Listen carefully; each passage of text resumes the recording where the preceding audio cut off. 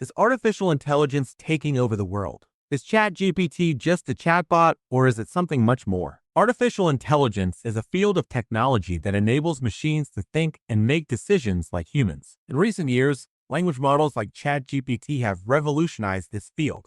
ChatGPT is an AI system developed by OpenAI that can understand and respond to the text users input. But how is this possible? ChatGPT learns by analyzing millions of words it has read in the past and uses this knowledge to generate new sentences. In a way, it's like talking to the memory of the internet. It's used in various areas such as education, customer service, content creation, and even coding. But of course, some people are afraid that AI might spiral out of control.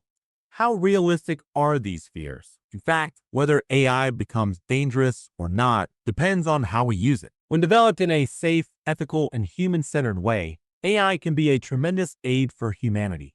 As you can see, artificial intelligence is not just a technology. It's a force that will shape our future. ChatGPT stands at the center of this transformation. What do you think? Share your thoughts in the comments. Don't forget to like the video and subscribe. See you in the next video.